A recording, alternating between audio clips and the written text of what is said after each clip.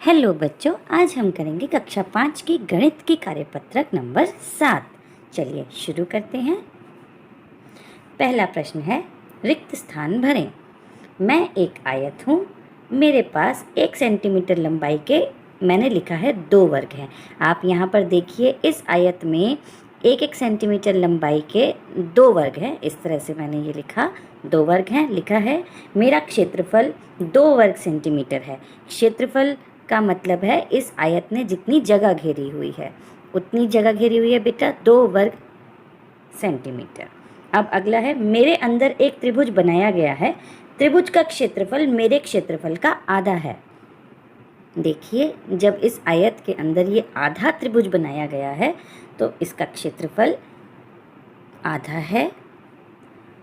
त्रिभुज का कुल क्षेत्रफल 1 वर्ग सेंटीमीटर है। इस तरह से 2 का आधा 1 हो गया और क्षेत्रफल हो गया 1 वर्ग सेंटीमीटर। अगला करते हैं, आकृति देखें और बताएं। दी गई ग्रिड में डैश वर्ग हैं। मैंने लिखा 20। क्यों लिखा है? क्योंकि हम यहाँ से गिनेंगे 1 2 3 4 5, सारे वर्गों को गिनना है। 6 7 8 9 10 11 12 13 14 15 16 17 18 19 20। दी गई ग्रिड में 20 वर्ग हैं। आयत का क्षेत्रफल, क्षेत्रफल वही होता है जितनी जगह घेरी होती है। अगर इसमें 20 सेंटीमीटर वाले वर्ग हैं तो इसका क्षेत्रफल हो गया 20 वर्ग सेंटीमीटर। नीले त्रिभुज का क्षेत्रफल, नीला त्रिभुज बन रहा है ये, आप देख सकते हैं कि ये इस तरह से आधा त्रिभुज बना है। अगर पूरे का क्षेत्रफल 20 है तो आधा त्रिभुज 10 वर्ग सेंटीमीटर का होगा। तो नीले त्रिभुज का क्षेत्रफल 10 वर्ग सेंटीमीटर है। अब लाल त्रिभुज का क्षेत्रफल निकालने के लिए हम देखें क्या करते हैं। लाल त्रिभुज को 2 भागों में बांट लीजिए। अब ये नीला त्रिभुज भूल जाइए और देखिए, इसमें 20 वर्ग सेंटीमीटर थे। लाल त्रिभुज को आधा बांटने पर हमें पता चला कि इधर के जो 8 वर्ग सेंटीमीटर हैं उसका आधा लाल के अंदर है और इधर के जो 12 वर्ग हैं उसका आधा क्षेत्रफल लाल के अंदर है। यानी कि 12 का आधा 6 और 8 का आधा 4, तो 6 और 4 मिलके हो गया 10 वर्ग सेंटीमीटर। अब अगला करते हैं, निम्न ग्रिड एक संतरी और एक हरे आयत से मिलकर बनी है, बताएं। ये संतरी आयत है और ये एक हरा आयत है। इसके बारे में हमें देखकर बताना है। संतरी आयत का क्षेत्रफल, ये संतरी आयत है और इसका क्षेत्रफल इसके अंदर गिन के वर्ग से पता चलेगा। 1 2 3 4 5 6 7 8 9 10 11 12। संतरी आयत का क्षेत्रफल 12 वर्ग सेंटीमीटर है। हरे आयत का क्षेत्रफल, हरा आयत है ये और इसमें वर्ग गिनने पर हमें मिले 8 वर्ग सेंटीमीटर। लाल त्रिभुज का क्षेत्रफल, लाल त्रिभुज का क्षेत्रफल पिछले प्रश्न की तरह हम इस तरह करेंगे। ये आधा है, इसमें 8 वर्ग सेंटीमीटर है।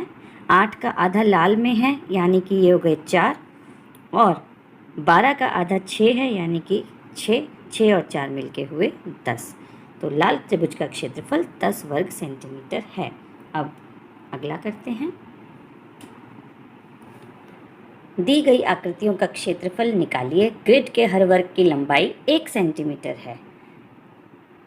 आकृति नंबर ए में हमें ये देखना है कि ये आकृति में पूरा आयत कितने वर्गों का था। पूरा आयत 12 वर्गों का था और ये आकृति बिल्कुल उसका आधा है, तो इसका क्षेत्रफल आया 6 वर्ग सेंटीमीटर।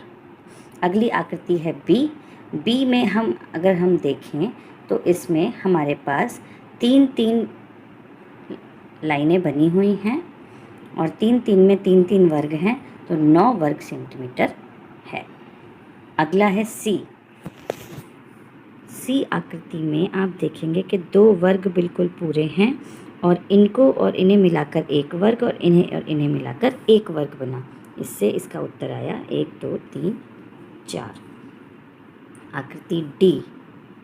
डी में अगर आप देख सकें तो इसमें 1 सेंटीमीटर वाले वर्ग हैं 5 और ये आधा मिलाकर बनता है 1, यानी कि इसका क्षेत्रफल आया 6 वर्ग सेंटीमीटर। अगली आकृति है ई। ई में अगर हम देखें तो इस तरह से इसको बांटकर हम अंदाज़ा लगा सकते हैं। आप देखिए, ये 7 वर्ग की चौड़ाई है और 3 वर्ग की लंबाई है। इसका अर्थ हुआ कि इसमें 21 वर्ग आ सकते हैं। यह जो हिस्सा है वो हिस्सा और यह हिस्सा बराबर है, तो इसका और इसका क्षेत्रफल बराबर है, अतः इसका क्षेत्रफल 21 वर्ग सेंटीमीटर।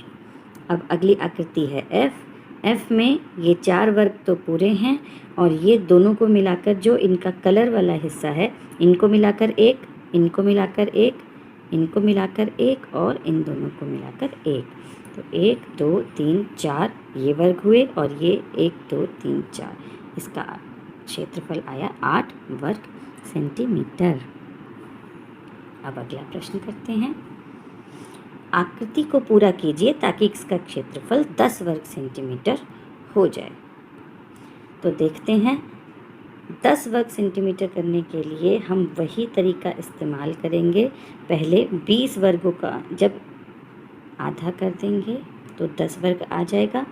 पहले से ही इतने वर्गों का आधा हो चुका था, ये थे 1 2 3 4 5 6 7 8, 8 वर्गों का आधा इसमें पहले से था, तो हमें अब 12 वर्गों का आधा और करना था। इस तरह से हमने इसको 12 वर्गों का आधा किया, तो यहाँ 6 हुआ और यहाँ 4। इस तरह से नई आकृति का क्षेत्रफल 10 वर्ग सेंटीमीटर हो गया। अगला प्रश्न करते हैं। अगला प्रश्न भी इसी तरीके का है। इसमें आपको आकृति को पूरा कीजिए ताकि इसका क्षेत्रफल 4 वर्ग सेंटीमीटर हो जाए। 4 वर्ग सेंटीमीटर करने के लिए हमें 8 वर्गों का आधा करना होगा। 8 में से सिर्फ एक लाइन ये दी गई थी, इस तरह से हमने त्रिभुज बनाया तो ये 8 वर्गों का आधा हो गया। ये 8 वर्ग हैं इसमें और ये इसका आधा हो गया। इस तरह से इस आकृति का क्षेत्रफल हुआ 4 वर्ग सेंटीमीटर।